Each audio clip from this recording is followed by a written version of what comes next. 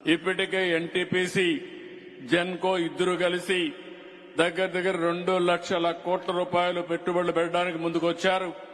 దీనివల్ల 1,22,500 మందికి ఉద్యోగాలు వస్తాయి. ఇవే కాకుండా గ్రీన్కో గాని, ఎకోరన్ అని, రిలయన్స్ ఇలాంటి కంపెనీలు చాలా ముందుకొచ్చాయి.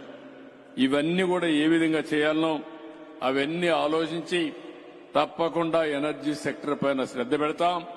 మళ్లీ ఒకటే చెప్తున్నా, కరెంటు ఉత్పత్తి చేయడం ఎంత ముఖ్యమో కరెంటును ఆదా చేయడం కూడా అంతే ముఖ్యం. మనం అందరం కూడా ఒక సమాజానికి మంచి జరగాలంటే, ఎన్విరాన్మెంటల్ ప్రొటెక్షన్ ఉండాలంటే, వాతావరణాన్ని కాపాడుకోవాలంటే మనం చూస్తున్నాం ఈ మధ్య వాతావరణం సమతుల్యం తప్పిపోయింది. క్లౌడ్ బరస్టింగ్ అవుతా ఉంది. కొన్ని దిక్కల వర్షాలు పడితే విపరీతంగా పడుతున్నాయి. ఓసారి వర్షాలు పడకపోతే వర్షాలు పడే పరిస్థితిలో కూడా లేవు.